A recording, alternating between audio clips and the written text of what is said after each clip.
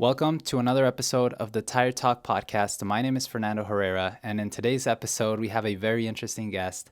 You want to watch all the episode and all the full details of this podcast because he gives us insider tips on how to run a tire recycling business successfully. He is primarily in the recycling business, and the used tires just happen to be one of his subdivisions. But again, a lot of insider tips, a lot of great knowledge.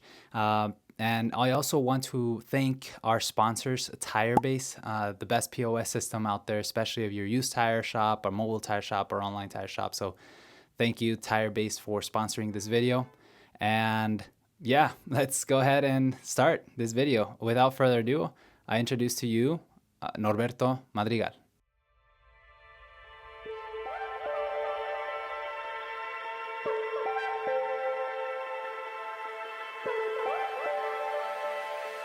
Thank you, Norberto, for joining me today. I know you're a busy man. I know you got like 100 calls, but thank you. I appreciate you for making the time to record this video. I wanted to, I guess we just did a walkthrough of your whole facility, which is very impressive. And I wanted to start, if you give us a little intro about yourself and, who are you? What's your role in the company? And how did you get started in the business? Okay. I was born in Mexico, a small town in the state of Michoacan. Oh, nice. So I was born in Mexico, but at 9 months of age, my father, he brought me and my twin brother, the whole family brought down to United States. And we resided in California, a place called Garden Grove, in Garden Grove, California. And we were there, from what he tells us, we were there for about 6 months, and then he moved here to Las Vegas. So I've been in Las Vegas for the rest of my life. Okay. Well, and so why did you guys make that move from California to Vegas? So what prompted that? So pretty interesting. So my father, at that point in his life, he was working for a construction cleanup company down in California. He rose the ranks. He started as just a laborer, then a truck driver, overseeing his crew, then a supervisor, then the vice president. And then they asked him, hey, listen, we want to open up a new division in Las Vegas. Are you willing to go to Las Vegas and open it up for us? And he said, absolutely. And that's exactly what happened. That's why we moved from California to Las Vegas. That was in approximately 1980, in that time frame is when we moved to Vegas. And so my father began to, he opened up the company for that company in California. He opened the new division in Las Vegas, and everything was going well. And he ran it till 1988, and things changed dramatically in 1988. What happened at that time, my father had already been working for this company for 21 years straight. The owner's children, three boys, are now in their early 20s. They came from California, they came here to Las Vegas, and they started telling my father how to run the business. Mm-hmm. When my father had opened it up and had been running it here very successfully for his boss. But the kids didn't see it that way, and they wanted to tweak things a certain way. Right. For example, hey, we want you to run the tires bald. You're changing these tires too much, and it's costing us too much money. You know what? We want you to work the employees longer hours, from morning till all the way till dark, and paying the same. And my father was not going to have it. So immediately after these conversations that he had with those children, or his boss's kids, he called his boss in California. He said, hey, I just want to let you know that I'm butting heads with your children, and these are the reasons why. And to be frank, I'm going to put my 2 weeks notice in if this continues, because I'm not going to run the company the way that they want me to. And his boss says, no. My father's name is Manuel. Mm-hmm. Please, Manuel, don't leave. I'm going to get my kids out of there, and I'll bring them right back to California. So they went right back to California. And my father happily continued running the company here in Las Vegas for his boss. Well, no more than a year later, the kids show up back again. and want to make their little changes again. They're unethical changes that my father was not going to go with. And so he calls his boss again and says, hey, listen, we had this conversation before, and I'm sorry, but this is not working for me. I'm going to give you my 2 weeks. And the boss was very upset. And one evening, within a couple of days, his ex-boss calls him up. I believe my father says about 1 o'clock in the morning. Wow. His ex-boss gives him a call. My father picks up. He hears this very, very drunk guy on the other side, on the other line. And he tells him, Manny, I want to tell you something. He said, no matter what you do, my foot will always be on top of your back. And that lit a fire in my father's belly that you awoken the giant, you know. And from that point forward, my father decided that he's going to show him who Manuel really is. And he opened his company. In 1988, my father opened up Luna's Construction Cleanup, a direct competitor to his ex-boss's business. And not because he wanted to take him down. It was because that's what he knew what to do and how to do it. And he was very successful at it and had a great reputation here in Las Vegas. So what was interesting is when my father started the company Luna's Construction Cleanup here in Las Vegas, all the folks that he used to work for, and he reached out to, and he said, hey, Frank, listen, I started my company. Would you be willing to use my services? All of them said the same thing. What are you talking about? I didn't know that the other company wasn't yours. I thought it was yours. You ran it like it was yours. You were dedicated like it was yours. This is amazing. And they were very surprised. And they said, absolutely, we will use your company, Lunas, for the construction cleanup. And before you know it, at first I recall it was my mother, my father, and my uncle in the first truck to go out there and pick up waste in this dump truck. And it was almost weekly where they were adding more people and more vehicles to the fleet. And before you know it was 2 trucks and 5 trucks and 10 trucks. And myself and my twin brother, we would always be there with my father. When we were not in school, we were at the business. He would take us to construction sites. He would give us a broom and a shovel, and we would be sweeping houses, the waste. And I recall, as a little boy, my father would tell us, hey, if you see that vehicle pass by here, you need to hide because you're not supposed to be here. And I didn't understand that. Well, now as I'm older, I understand.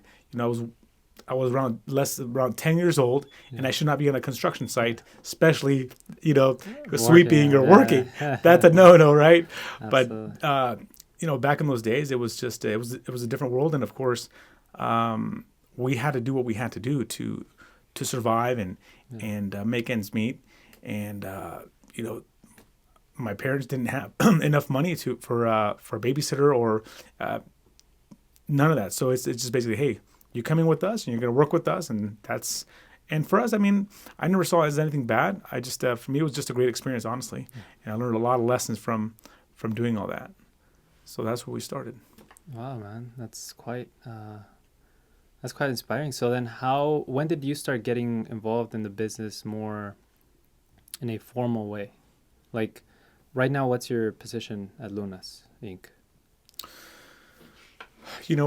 That's interesting. I do get asked that various times, and I think about it not only because I don't look at the title. A title for me really is, it's just a word. The reality is that I have to put on every different type of hat. Right. When I go walk into my mechanic shop, I have to play mechanic. Although I don't have experience of being a mechanic and turning a wrench, I understand all the basics on how a truck works and how it mechanically works, where I can tell the guy, my mechanics, I can tell them exactly what and where they should be looking and what's going to be broken or what needs to be prevented. And so same thing with customer service. If there's an issue with our customer service, I know exactly how to speak to the customer. So I got to put that hat on. Or when I got to meet up with a client that's looking to sign $1 million contract, I know how to put that hat on. So putting a title into what I do, it's very difficult. I would just say my title is a business owner. Business owner has to roll up your sleeves at many different times of the business, whether it's 5 o'clock in the morning or 6 o'clock in the afternoon. It doesn't matter. At all times, you're a business owner, and you have to be ready for all different parts, all different moves. And so that's basically what I would say to that. I don't know if that makes sense for you. Yeah, no, for sure. I guess then my question would be more, as you're growing up, you're saying helping your father, going with him to these cleaning sites. There had to be a time where you transitioned into a more formal position or more formal responsibility. Like, do you recall what was like for example, me, I come also from a family business, right? But I can recall that after, high school, same thing. I would go weekends. I would go whenever it's day off, holiday, whatever. But then after, high school, after university, I took a specific responsibility. Like, hey, you're in charge of the website, man. This is like your first responsibility. Was it something like that for you? Or were you always more like, you have to be involved in everything, and you kind of took the lead on that and took the driving seat? Very interesting. So a little different. I think we always took, I guess I'll talk about myself. I can't really talk in regards to how and when that happened for my twin brother, Victor, in regards to when he felt that he needed to give it 100%. I always felt that I had to give it 110% at all times. Mm-hmm. And no matter how old I was, if I was sweeping a house, I'd give it 110%. It would be the best swept home that could have been done, right? It didn't matter what I did. I always did 110%. And that's always helped me. And that's just who I am as a person. I like to give it 110%. Or possibly, I'll tell you a quick story in regards to what I think that possibly got me into the mindset of working together and why we're working together as a family. So I was at a construction site in Las Vegas. It gets very hot. I was very young. I couldn't even tell you how old I was. I could have been 10, 11 years old, but I was very, very young. Long story short, it was a long day, and it was during the summer because it was very hot. And my father shows up towards the end of the day with some popsicles, some nice ice cold popsicles. And I ate that popsicle so fast because I wanted it and I enjoyed it. And so I threw the popsicle stick on the ground, and my father says, "Pick it up." And he's my father's hardcore. He just pick it up. So I picked up that popsicle stick, and he says, "I want you to grab it with 2 hands." So I grabbed that one popsicle stick. I'll use this pen as an example. So he says, "Grab it with 2 hands." So I grabbed it with 2 hands. He goes, "I want you to break it. Snap it in half." So I snapped it in half, and now I was left with 2 sticks. I was like, "Okay, now what, Dad?" He says, "Well, I want you to stick them together, and I want you to break them again." And so I snapped them again, and now I got 2 broken sticks on one hand and 2 on the other. He says, "Put them again together." And I tried to snap them, and I couldn't snap them. He goes, "That is the power of unity. And as long as we stick together as a family, we'll always be strong, and nothing will ever be able to break us." And he would tell me that over and over. He would use a piece of paper, a broken branch on the ground. He'd pick it up, and he'd keep telling me that over and over since a little kid. And I really didn't realize what he was trying to tell me at that point. Now as an adult, I totally understand what he was doing. He was teaching me how important it is that we work together as a family. And no matter what the other person does, it's like you got to give it 110%, because that 110% is for the family. It's for the business, and the business feeds the family that feeds all of our staff. And so I believe with that story, I believe I was given that message of why I'm supposed to, or why I decided personally to just work hard and take on responsibility, because I looked at even when I was young, I was like, this is my business, Right. regardless. So you could say that from a young age, or from, from a young age, you always knew you were going to be working on the family business. You never thought I could be an astronaut or a fireman or a policeman. That never crossed my mind, which was very, this will probably be irrelevant. You'll probably scratch this out. But I remember in fourth grade, my teacher asked every student in the class to stand up and tell us what you're going to be when you grow up. And so everybody's like, oh, he wants to be a policeman. Oh, he wants to be a fireman. And, oh, he wants to be an astronaut. And then it was Norberto's turn. And I got up and it's like, oh, I want to be a priest. And all the kids laughed. And I'm like, what happened here? And I said, oh, no, not a priest, a policeman, And that came from because my mother, she wanted me to be a priest for the family. Right? Yeah, it would be so nice to have a priest in the family. It's so nice to have a priest in the family. Yeah. I get that, man. So, but that didn't happen. That didn't happen. And so, no, I never really thought of being something other than really working in the family business. Because I always saw it like, hey, that's my role. That's what we have. And we have this, and let's build on this. Yeah. Let's grow with this. And I've just learned to not just to grow with it, but I've learned to enjoy what I do, and I've learned to realize that I can mold and go to many different directions with the company that we have, whether adding another division or removing a certain division of the company. It's like I can pretty much shut things off, turn things on, and I can have fun with it. If a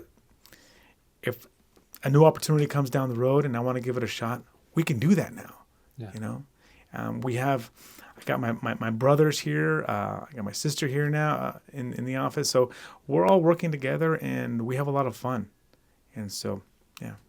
I know there's, you guys have a family business, and working with family, sometimes it's difficult. I mean, coming from experience, at least, I'm sure it's difficult. And there's a lot of businesses out there, specifically, my channel is focused on tire shops, tire industry.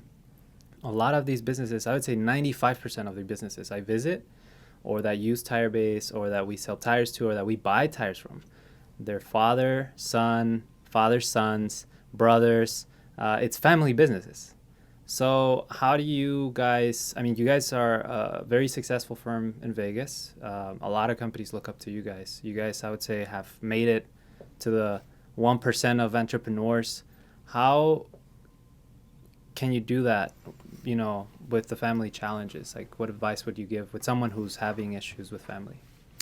I talked about the story earlier in regards to unity, and I really realized that being united as a family, if you can focus on that and understand that the only way that this thing called business that puts food on the table for all of you requires everybody being united, then you can kind of let go of some of the BS, some of the crap that pops up, because it's unnecessary, right? And you can look past that, and you can work on solutions versus creating a bigger problem. The way I see things, it's you have a problem, you have a solution. What are you going to focus on? Because whatever you're going to focus on is just going to get bigger. Let's focus on the solution, right? And if you just remember that this unity is what's going to create the business and scale it up, then focus on that. Don't let little BS crap get in the way of that. And so I believe that that is really the common denominator to our success as a family business. Wow. Okay. That's really good, man. Actually, that's really good advice. I really like the part where you said focus on the problem or the solution, because it's only whatever you focus on is going to get bigger. I've never heard that, so it's very Yes. That's a very good way to put it.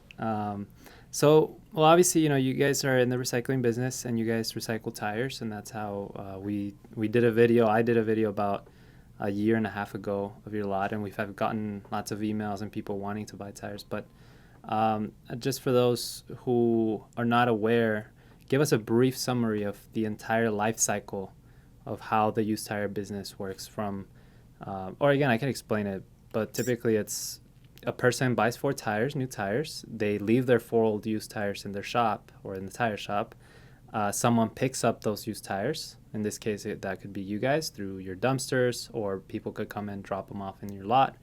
And then there's a selection where you guys try to resell whatever is usable, because there's some people that might still want to, 40,000 miles, I need to change my tires. I don't care how they look like. I need to change them. So you guys obviously try to get that out, resell it, and then recycle it. Like, can you tell us after that what's the next process of the recycling process of the tires? Sure. So, once we collect the tires and they make it down to our facility, we'll have our staff start separating them, in different categories. In our case, we call them number 1s, 2s, and 3s, which is good, better, and best. And then we're left with the waste.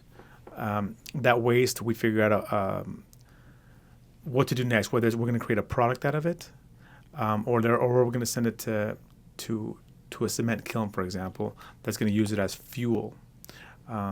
Cement kilns call tires that are fuel TDF, tire-derived fuel.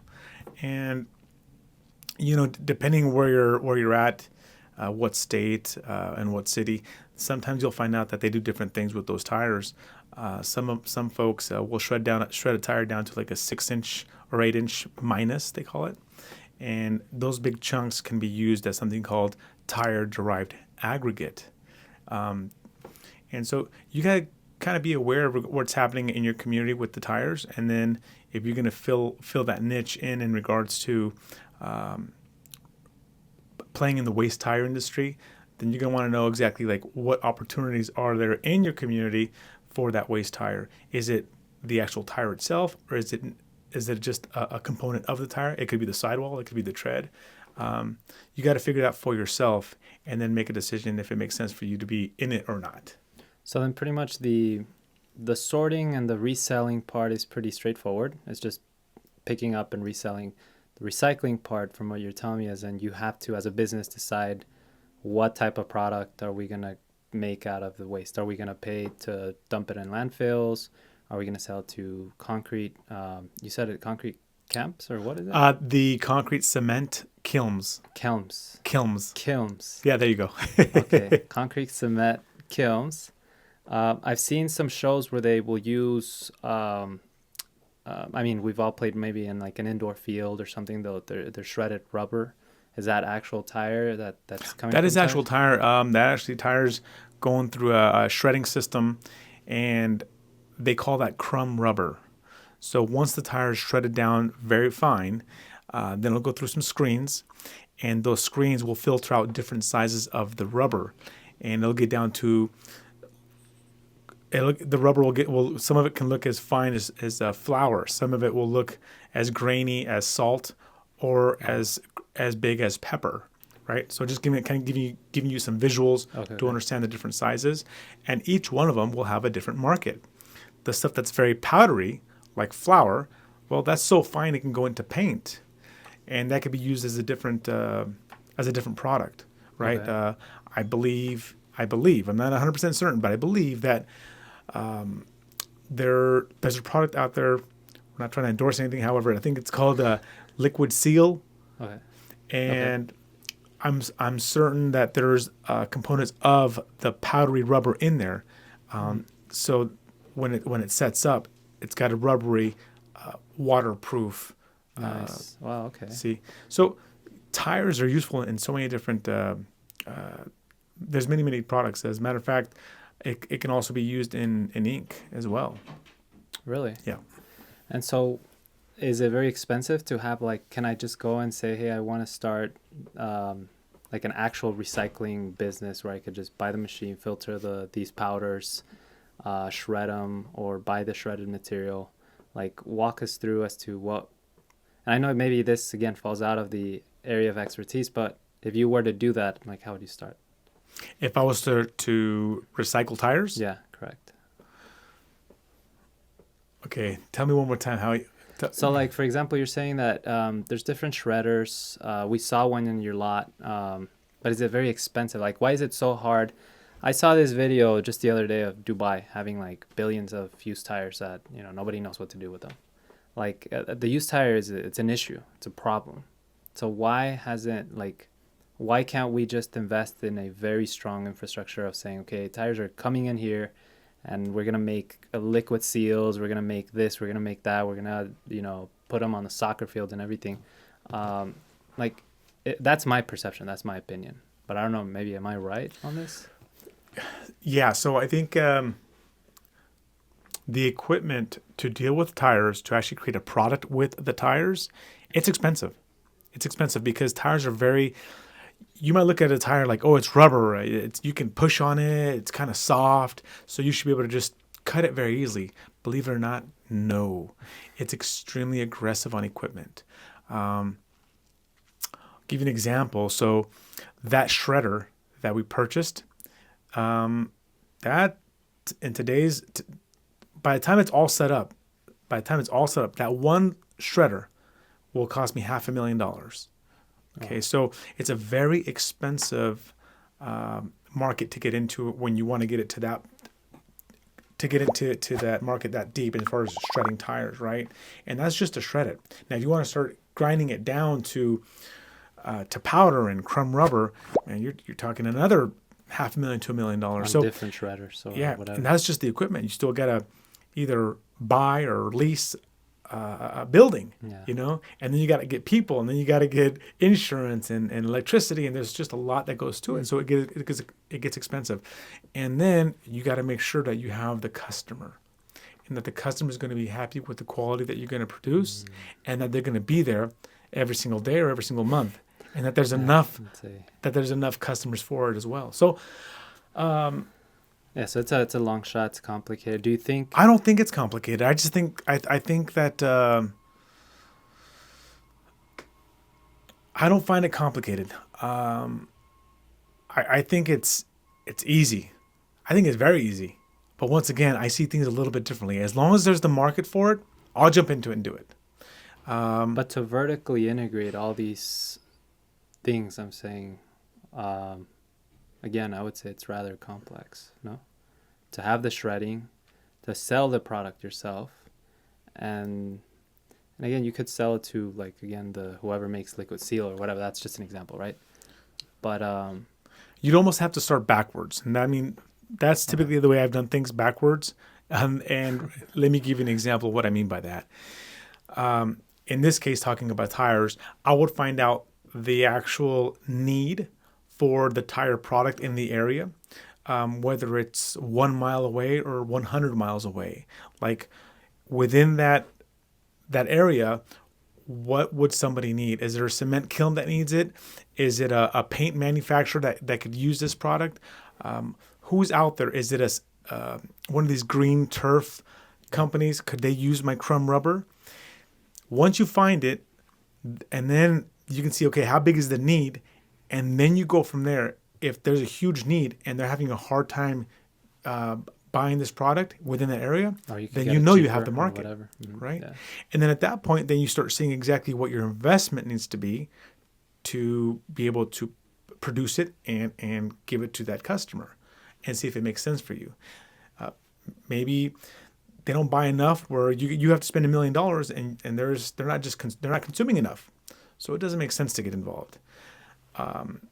But in many cases, it'll make sense, and a lot of times you'll find that they call them monofills.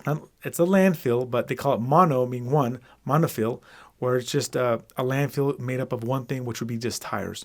Many times you'll find monofills, and you can just start shop right there, where there's just acres of tires that you can just start picking up from right there, or really? starting your manufacturing or your business from that area.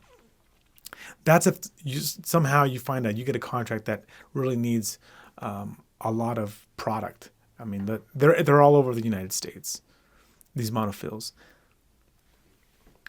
Now, do you think export is a feasible solution? Like exporting our used tires or used tire waste from the US to other countries? It's yes and no. Lately, just anything with transportation and logistics, it's extremely expensive. And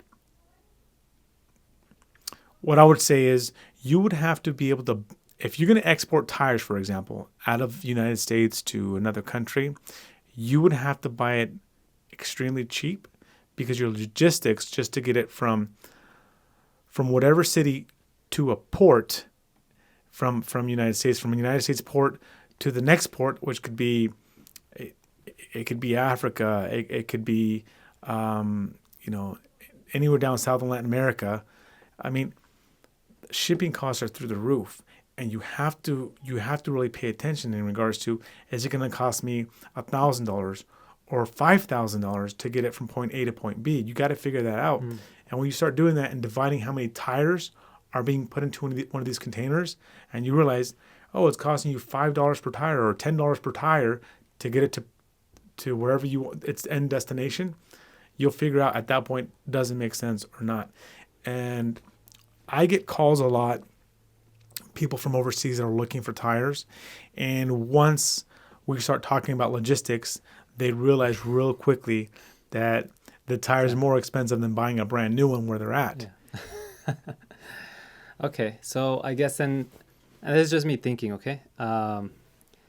Let's say it's too expensive to have this facility, this recycling facility in the US because of insurance, labor, warehouse storage, whatever, right? But let's say I'm going to open a facility in Mexico where labor, storage, everything's cheaper, and we channel all the distribution and sorting to Mexico. Like, do you think that would be a good idea? You're trying to get into my business. No. No.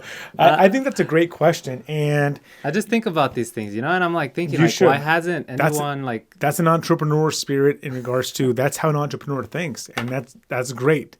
And it takes people like yourself to be able to look at things differently and figuring out how can you make it work and be efficient. And there's a yes and there's a no to that question, okay?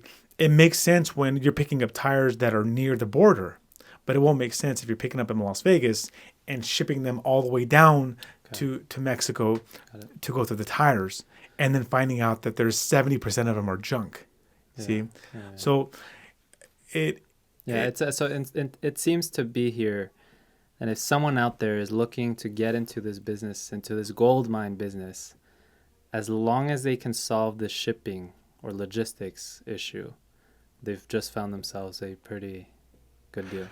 You know what? Logistics is always going to be a very important factor to make if this thing is going to work or not. I wouldn't say it's the ultimate factor, however, or you got to be extremely creative. What I can tell you is what separates my company from other companies is that I don't wait for a new product or source for some of the recyclables that we've pulled out of the waste stream. I don't wait for the market to be created. I will create the market. So sometimes it takes you to create that market. You have to create that niche. That part is extremely important. And that person, that entrepreneur, person like yourself that looks at things differently, you have to find a niche or create it. It's worked for me. Okay. I'll give you an example. Nobody in town was cutting sidewalls before. Well, I started cutting sidewalls and I started knocking on doors and I said, hey, you could use it for this. Hey, you can use it for weights. Hey, you can use it for your barricades. Mm-hmm. Hey, next thing you know, we created that market here in Las Vegas. So it's just a matter of like thinking outside the box. And when I say thinking outside the box is You really have to look at it very differently. And I mean, we all have it inside of us. I think we all have it inside of us as far as we see something as, hey, you could use it for this. Hey, you could use it for this. Okay, you're right. How about you try it, right? Don't wait until somebody else comes in, because next thing you know, a month later or a year later, it's like, hey, I remember that idea that I had. Oh my God, look, it's right in front of me. Oh, well, yeah, you had that idea, but if it would have been you and your idea. Right. Exactly. So don't wait. If you have an idea and you can create the market, create the market. I've done that with all my recyclables, and that's the way I've been able to get rid of things around here. It's just way too expensive to get rid of it at the landfill, so I have to figure out a way on how to create something new, and that's going to work. Quick example. This just happened about 6 months ago. I was approached by a company. They had 15 semi-trailer loads of this thick foam, and they said, we have to recycle this. We can't throw it away. We've had it in our warehouse for the last year and a half. What do we do with it? I said, send me some pictures. Let me take a look at it. I said, okay, I have an idea. Send me the first truckload. And so the first truckload came here, and I scratched my head. I said, you know what? That foam, it's made out of the same material that these acoustic, what is it called? The soundproofing acoustic foam. I said, and I looked it up. I said, this stuff is extremely expensive. And I said, we can put this inside generate on the generator doors that are so loud on construction sites, and it'll dense and die down the sound. And so I started pitching that to a couple of folks. And so I got a couple of mechanics to take that. And then I started looking at the material in a different way. You know what? I believe I can get rid of this and mix it in with the folks who make carpet padding. And so then I got those guys to start taking some. And then I started looking at it from a different angle. I was like, hang on a minute. I think these guys that recycle mattresses can use it to make mattresses. Before you know it, all 15 semi-trailer loads, I recycled every last bit of it. Wow. And it's just a matter of looking at things differently. And so the same way I did it with foam, I've done it with drywall, which is gypsum. I've done it with carpet padding, with carpet, certain plastics. You name it, I'll create a market or I'll find a market. And you can do the same exact thing with the tires. There's a value in things that we salvage from the waste stream, whether that's a piece of cardboard, an aluminum can, or a tire. There's a need for that product. Now, focusing on the tire, I think the value comes in a tire that will salvage, that still has tread, that still is usable. There's a huge value in that to any used tire shop that is going to be able to resell it for many reasons. There's folks that cannot afford a $200 or $300 or $400 tire. However, they can show up and buy that tire for $50 or $60, and it gets them to work every day, takes their family to church every Sunday, whatever that may be. There's a use for it. There's a value in that used product. So one of the top questions we get, or I get specifically from shop owners, is they can't find used tires. These are tire shops, independent tire shops, that they're looking to supply themselves with used tires. So oftentimes they'll be like, how can I find used tires? What's a good advice for you, coming from you, from someone who's not in Vegas? Obviously, if they're in Vegas, they should be coming to Luna. Sure. But from someone who's somewhere else, like, what would you do to locate new tires?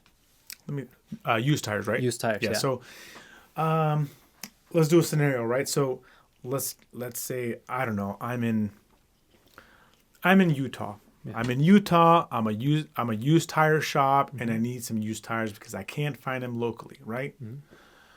Well, there's companies that dedicate themselves to selling just used tires, right? These huge warehouses. I'm not a huge warehouse. I just focus on basically the used tires that we pick up throughout Las Vegas. So, but there are huge warehouses that focus on just collecting used tires, so they can go there. However, I would say a quick remedy for them to find some used tires is you got to start knocking on doors. You're going to knock on some doors, and you're going to probably have to get into the picking up waste tire business. Okay. Right. That's what's going to have to happen if they want them pretty quickly. I would say, look, if I put myself in their shoes. Let's just say I have that used tire shop. I'm in Utah. I can't find tires anywhere. What am I going to do?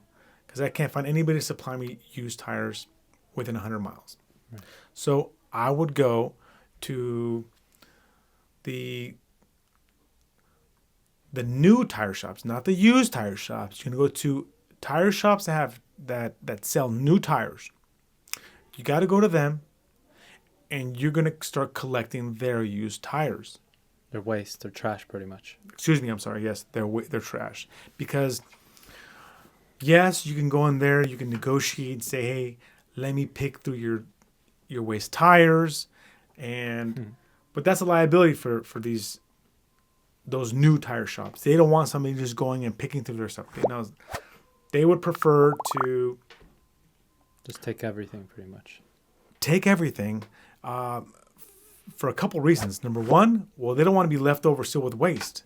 But number two, they want a receipt for the waste tires being removed, so they can prove to the state or to whomever that they're not throwing their tires in the desert, that they've got somebody who's actually picking up their waste tires. So you're going to go in there, you're going to cut a deal, possibly picking up the tires for free, possibly charging $1 per tire, whatever you're going to cut. And now you're going to start picking up those waste tires, all of them. You're going to bring them back to your shop. You're going to see whatever is going to be good, whatever is going to be waste. And you can start making a decision at that point. Does it make sense to keep collecting that waste tire from that tire shop? If it makes sense, then you'll keep going. If it doesn't make sense, then you start raising their rate. Raise their rate in regards to what that cost is going to be. Right. Because you're doing it to make a profit, right? You're not doing it for charity. This is not charity work. You're there, you have a business. Right. You're there to make a profit. So I would start that route. And also be ready for their rejection. And why would I say that? Well, because you're actually their competition as well.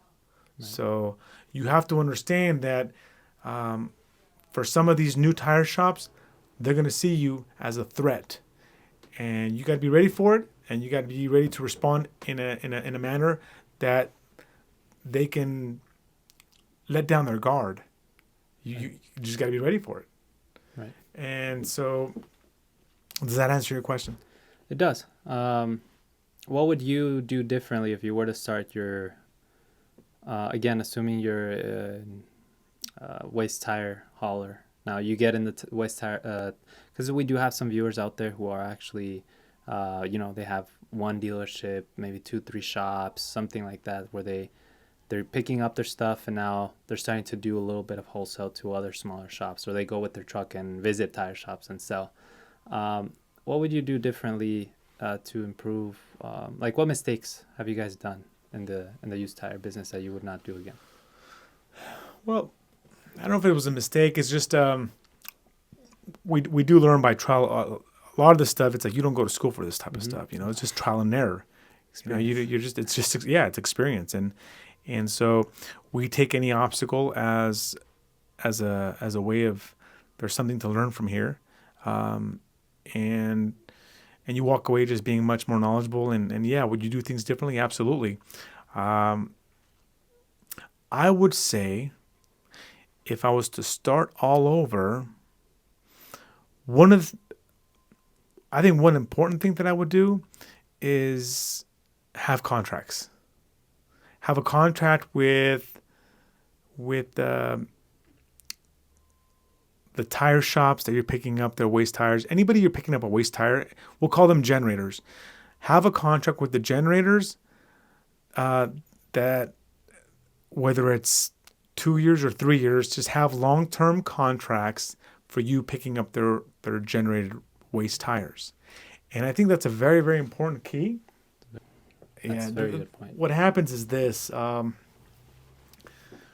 you're gonna start to pick up tires, and there's gonna be eyes on you. It could be one of the employees, and next you know you open up their eyes, and they're gonna be your competitor. Yeah. You know, That protects the business, protects your model, your stream of used tires, and gives you time to renegotiate contracts or whatever. Okay, that's actually really good. Now, I guess we're getting near to the end of the podcast. I wanted to, normally towards the end we always ask what's in the pipeline for Luna Sync. What's something exciting that you're working on that you're looking forward to the future? Like, what's the next phase for, in your eyes, for your company? Luna's. Mm-hmm.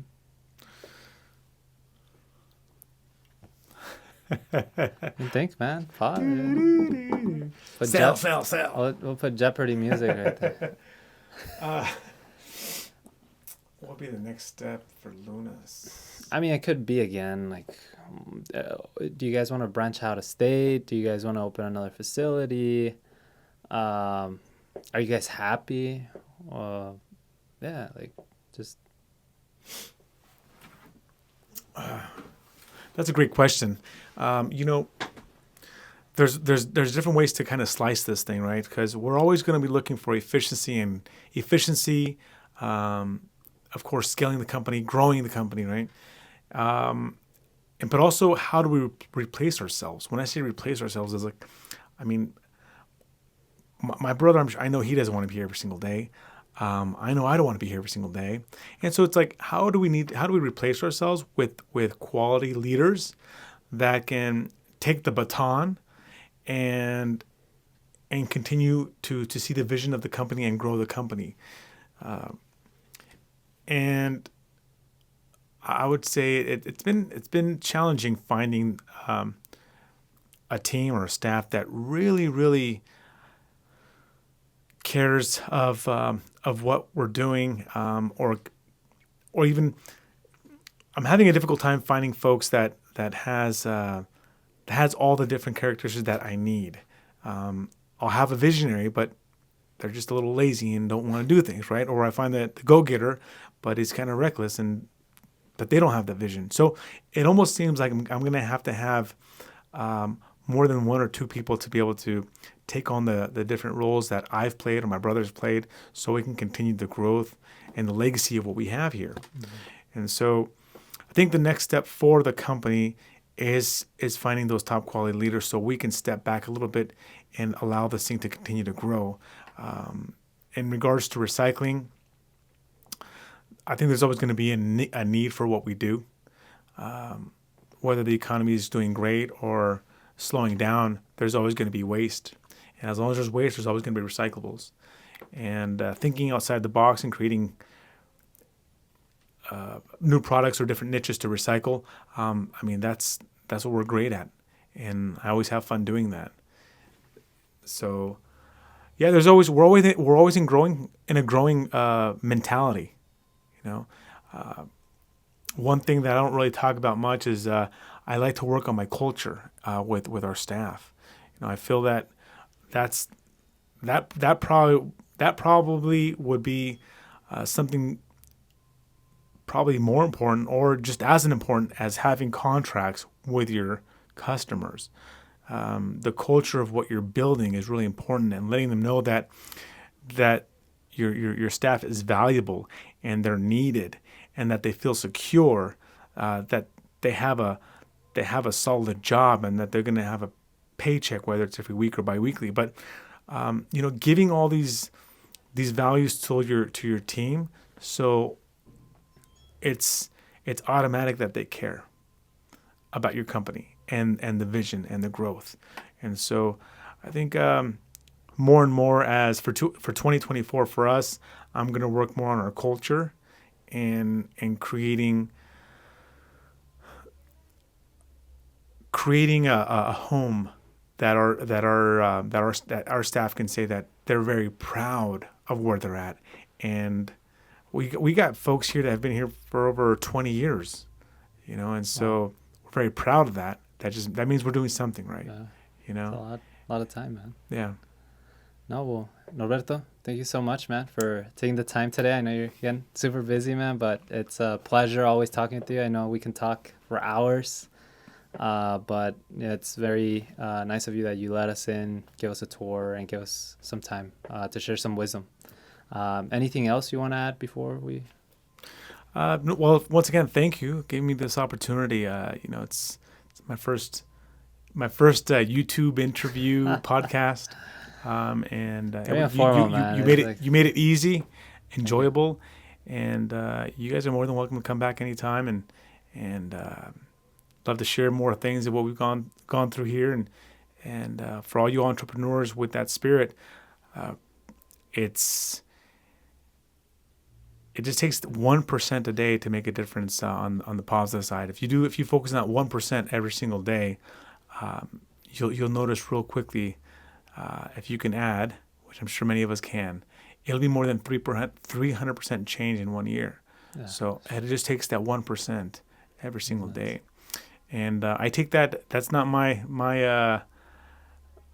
thinking. I got that out of a book called Atomic Habits, which it's got a wonderful things in there that can really help you out. But if you make that small little change, that tiny little change every single day, it compounds over time, and it really makes a change.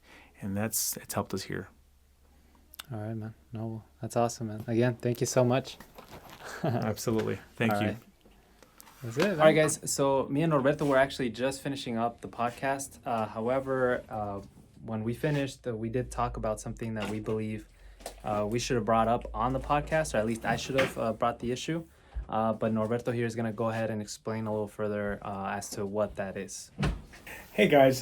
So me and Fernando were speaking here after the podcast, and we had just great conversation in regards to how everything went and the tour, the whole 9 yards. And we brought up the fact that there's a mugshot out there of me online, and just how that came to be in regards to the context of that whole situation, and how it quickly got dismissed, and how that's not put out there.